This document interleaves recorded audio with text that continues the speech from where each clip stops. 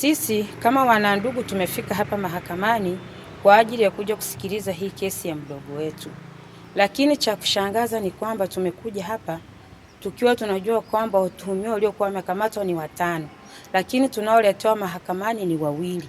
Lakini cha kushangaza, tunashangaa jinsi walivyomwachia mtuhumiwa ambaye ni namba 1, ambaye ni mume wa Rhoda, ambaye kwa majina anaitwa Wilson Chazi. Kwa nini ameachiwa? Wamemwachia kwa sababu gani? Mtuhumiwa namba 1 ambaye ni mume wa marehemu haonekani.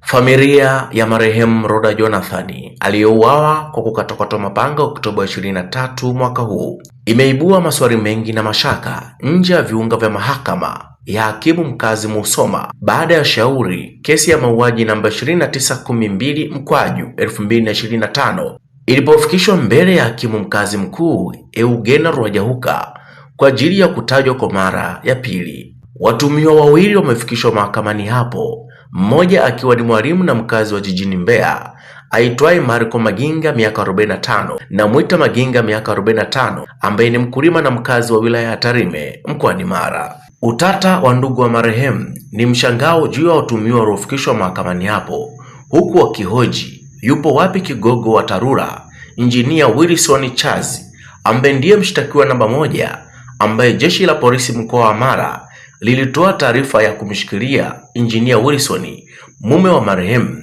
pia wakidai watu 5 walikuwa wakishikiliwa kuhusiana na kesi hiyo. Mshangao wao ni kuona watuhumiwa hao 2 pekee kwa siku ya pili mbele ya mahakama. Hata hivyo, imeelezwa mahakamani hapo kuwa watuhumiwa hao wanadaiwa kutekeleza kitendo cha mauaji ya Rhoda kwa kumkatakata mapanga sehemu mbalimbali za mwili wake na kusababisha kifo chake baada ya kumvamia nyumbani kwake Burunga, kata ya Uwanja wa Ndege, wilayani Serengeti. Imeelezwa kuwa tukio hilo lilitokea Oktoba 23 majira ya usiku, ambapo washtakiwa hao walifika nyumbani kwa Rhoda kwa lengo la kufanya tukio hilo.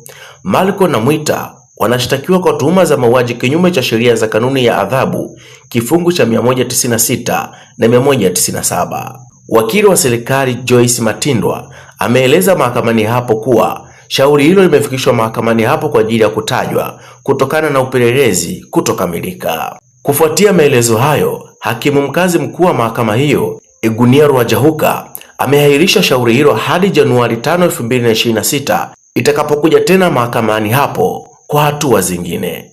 Kwenye hao watuhumiwa 5 waliokuwa wamekamatwa, mkuu wa wilaya alituhakikishia kwamba jeshi la polisi litafanya kazi yake, lakini cha kushangaza ambacho tumekiona, hatumuoni mtuhumiwa ambaye ni namba 1 ambaye ni shemeji yetu aliyekuwa amemuua mdogo wetu.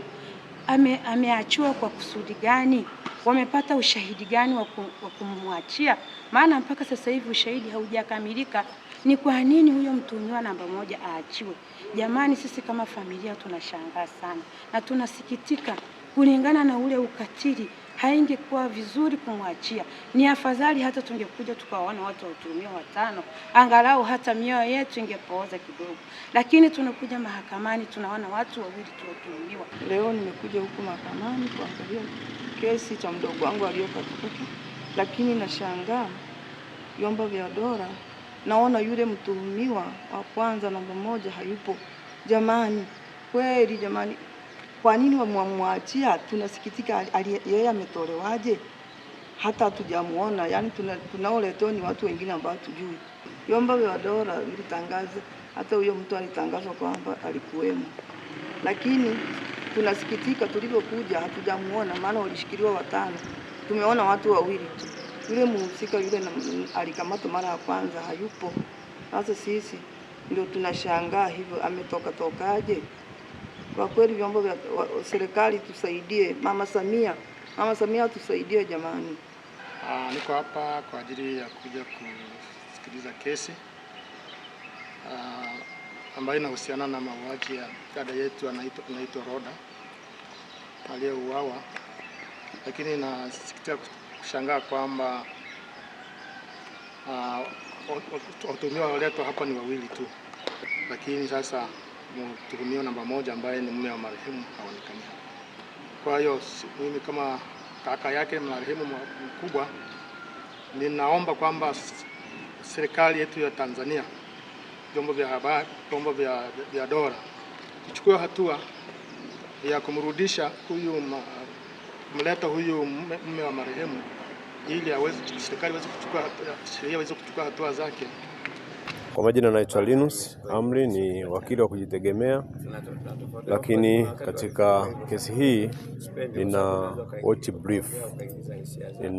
watch brief ya kuhusiana na kesi ya mauaji ambayo ilitokea katika kijiji cha Burunga, Sengerema, Serengeti, huku maeneo ya Mara, na ni kesi ambayo inahusiana na marehemu anaitwa Loda Jonathan almaarufu Mobe, na kesi hii ina watuhumiwa wawili.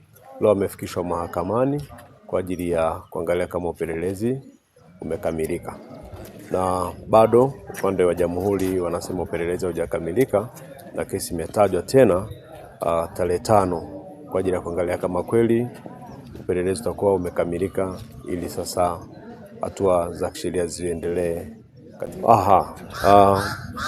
Kesi ya mauaji yote tunazitaga ni murder case, ambayo inashtakiwa chini ya kifungu cha 196 na 197 cha Penal Code, ambacho kimefanywa marekebisho 2023.